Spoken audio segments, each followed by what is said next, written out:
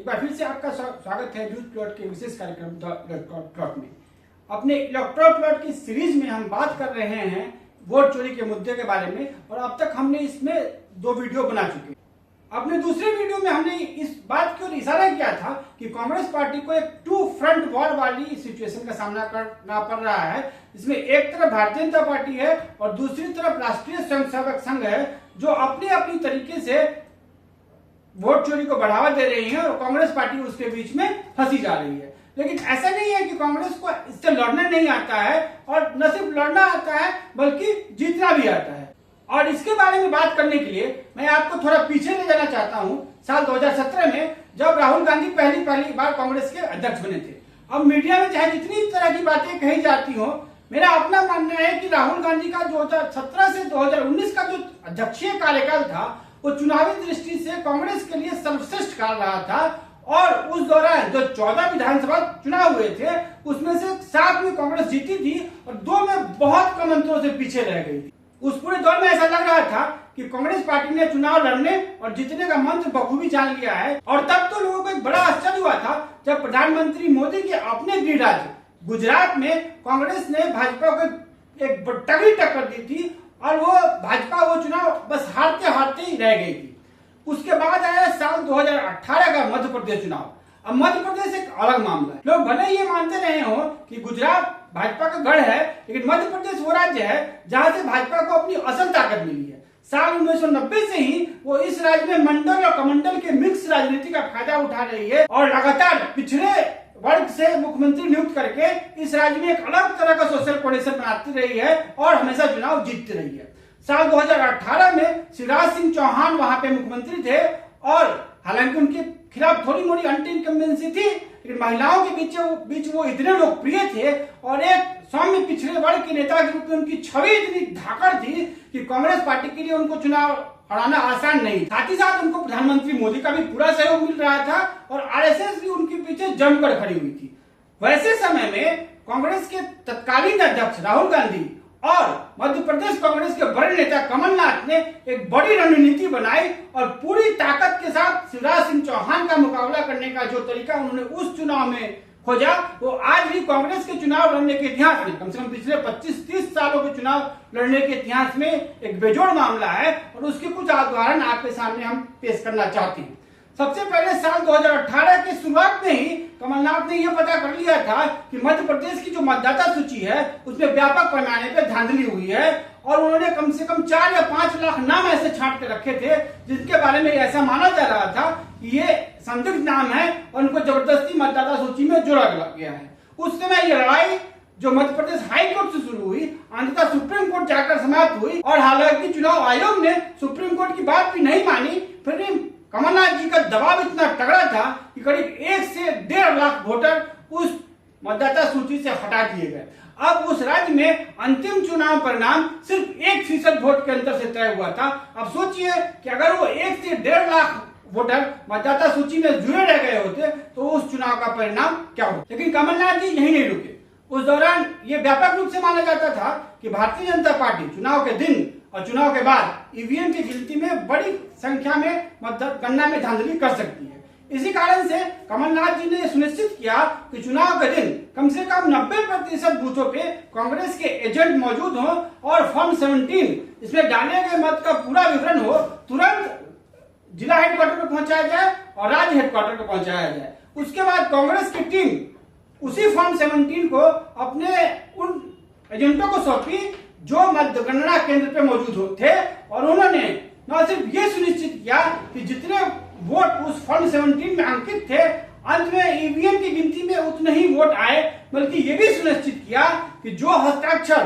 कांग्रेस के polling agents ने EVM की सील पे किए थे वो वैसे ही मौजूद है कि नहीं, इस बात की भी पूरी पड़ताल की गई। और इसी कारण से उस साल मध्य प्रदेश में मतगणना बड़ी देर तक चली। आमतौर पर किसी भी विधानसभा चुनाव में मतगणना की प्रक्रिया 8 बजे के आसपास शुरू होती है और 2, 2:30, 3 बजे तक लगभग 80 से 85% नतीजे आ जाते हैं, और सिर्फ 10 से 15% वैसे ही नतीजे बचते हैं जो लगभग बड़ी सीटों के हों, जहां पे काफी संख्या में वोट पड़े हों, उन्हीं सीटों के नतीजे बचते हैं। और लगभग 3 बजे तक ये साफ हो जाता है कि राज्य में किसकी सरकार बनने वाली है। लेकिन साल 2018 के मध्य प्रदेश चुनाव में कांग्रेस के मतगणना के जो एजेंट थे वो इतनी चुस्ती दिखा रहे थे कि दिन के 3 बजे तक तो करीब 25% मतगणना ही संभव हो पाई और तब तक कांग्रेस और भाजपा लगभग बराबर सीटों पे आगे चल रहे थे और किसी को पता नहीं था कि राज्य में सरकार किसकी बनने वाली है। मुझे अभी भी याद है कि उस साल मध्य प्रदेश विधानसभा चुनाव की प्रक्रिया अगले दिन सुबह तड़के 3 बजे के आसपास खत्म हुई और अंतिम परिणाम मतगणना शुरू होने के अगले दिन करीब 7 बजे यानी कि 23 घंटे के बाद आए। मुझे लगा कि अब कांग्रेस पार्टी ने जान लिया है कि मतगणना में जो धांधली होती है उसको कैसे रोका जाए और आगे आने वाले सभी चुनावों में इसी प्रक्रिया को अपनाया जाएगा। तब मध्य प्रदेश की एक विधानसभा में जनरली 2 लाख के आसपास वोट होते थे और 60-65% वोटिंग के साथ 1,30,000 के आसपास वोट पड़ते थे। तो मेरा यह मानना था कि चूंकि एक संसदीय क्षेत्र में करीब 10 लाख 11 लाख के आसपास वोट पड़ते हैं तो मतगणना की प्रक्रिया करीब 24 से 36 घंटे तक चलेगी और हम मतगणना शुरू होने के अगले दिन ही जान पाएंगे कि परिणाम किसके पक्ष में रहा। लेकिन तब मुझे जानकर एकदम आश्चर्य हुआ कि साल 2019 के लोकसभा चुनाव में उस प्रक्रिया को एकदम भुला ही दिया गया और शाम के 4 बजते तक सारे परिणाम हमारे सामने मौजूद थे। 2019 के लोकसभा चुनाव में भाजपा को बड़ी जीत मिली। अब उस बड़ी जीत में कांग्रेस की लापरवाही का कितना हाथ था इस बारे में सिर्फ हम कयास ही लगा। उस चुनाव के लगभग साल भर बाद ही कांग्रेस के तत्कालीन अध्यक्ष राहुल गांधी ने लोकसभा चुनाव में पार्टी के हार का जिम्मा लेते हुए अपने पद से इस्तीफा दे दिया और उसके करीब 4-5 महीनों बाद ही कमलनाथ जी की सरकार भी ऑपरेशन लोटस के तहत गिरा दी गई और फिर इस पूरी प्रक्रिया को एमपी मॉडल को भुला ही दिया गया। दरअसल साल 2018 के बाद से एमपी मॉडल वाली प्रक्रिया को सिर्फ एक चुनाव में अपनाया गया है तो साल 2020 का विधानसभा चुनाव था। तब मनोज झा के नेतृत्व में राजद के कार्यकर्ताओं ने यह सुनिश्चित किया कि हर एक बूथ पे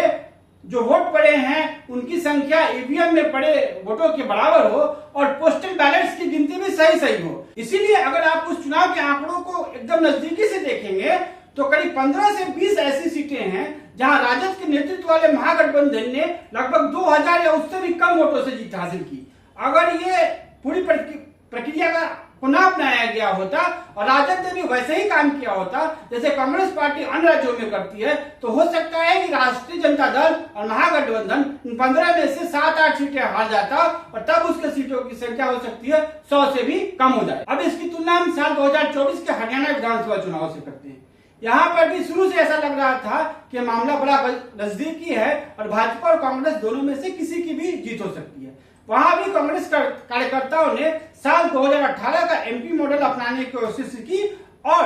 मतगणना की प्रक्रिया के दौरान इस बात का ख्याल रखने की कोशिश की कि उन्हीं मतों की गिनती हो जो वास्तव में डाले गए हैं और मतगणना के दौरान कोई गड़बड़ी नहीं हो। लेकिन कांग्रेस के आला नेताओं को पता ही नहीं था कि हरियाणा में हो क्या रहा है। वो इस बात का आरोप लगाने लगे कि मतगणना प्रक्रिया में जानबूझकर देरी की जा रही है ताकि भाजपा को जिताया जा सके, जबकि ग्राउंड पे हो कुछ और रहा था और साल 2018 का मॉडल उनको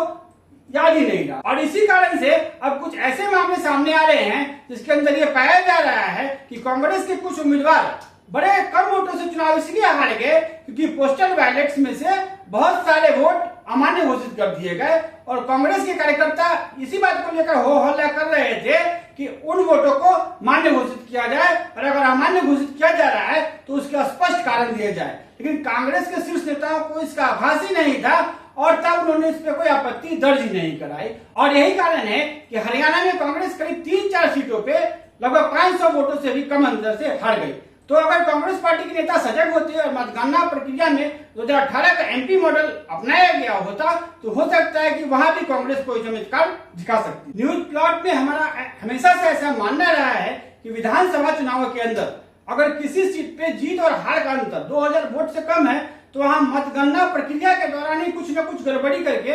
हारे उम्मीदवार को भी जिताया जा सकता है। लोकसभा चुनाव में इसकी संख्या 10,000 वोटों के आसपास होती है और 10,000 वोटों के अंतर वाले सीट पे कुछ न कुछ चमत्कार या धांधली जैसा लालू प्रसाद यादव कहते थे मतपेटी से निकला हुआ जिन चुनाव परिणामों को बदल सकता है। कांग्रेस पार्टी को ऐसे विधानसभा क्षेत्रों या लोकसभा क्षेत्रों के बारे में अतिरिक्त सावधानी बरतने की जरूरत है, ठीक वैसे ही जैसा कि उन्होंने एमपी मॉडल में किया था। अब कांग्रेस पार्टी ने जिस तरीके से साल 2018 के एमपी मॉडल को एकदम भुलासा ही दिया है उसको लेकर भी मीडिया का एक वर्ग और भाजपा के कुछ नेता अजीबोगरीबी से सवाल खड़े कर रहे हैं। उनका कहना है कि पिछले लोकसभा चुनाव के दौरान इंडिया गठबंधन के तमाम घटकों को वैसे राज्यों में अच्छी खासी सफलता मिली थी जहां वो पहले से ही सत्ता में, चाहे वो पंजाब हो, चाहे तमिलनाडु हो, चाहे पश्चिम बंगाल हो, वहां पे इंडिया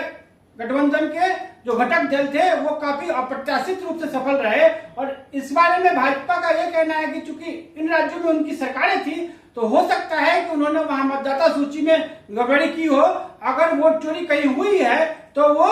इन्हीं इंडिया गठबंधन के शासित राज्यों में हुई है और इसी कारण से इंडिया गठबंधन के जो घटक दल हैं वो वोट चोरी वाले अभियान में राहुल गांधी के साथ नहीं आ रहे हैं। लेकिन ये भी एक मन गठन मामला ही लगता है, क्योंकि अगर ऐसी ही बात है तो भला उत्तर प्रदेश और हरियाणा जैसे राज्य जहां भारतीय जनता पार्टी लंबे समय तक सत्ता में थी, वहां पे भारतीय जनता पार्टी क्यों हारी? वहां पे तो कांग्रेस या विपक्षी दल गठबंधन का कोई भी घटक मतदाता सूची से हेरफेर नहीं कर सकता था, वहां पे भी भाजपा हारी। तो ऐसा नहीं है कि जहां भाजपा हारी वहां मतदाता सूची गलत थी और जहां भाजपा जीती वहां मतदाता सूची गलत थी। अगर गलती थी तो पूरे देश में थी और अगर नहीं थी तो पूरे देश में नहीं थी। भाजपा को भी इसको स्वीकार करना चाहिए और कांग्रेस को भी इसको स्वीकार करना चाहिए। इन्हीं सब कारणों से यह मामला तब और उलझ सा जाता है जब Congress party special intensive review यानी कि मतदाता सूची में सुधार की गहन प्रक्रिया के खिलाफ बोलती है।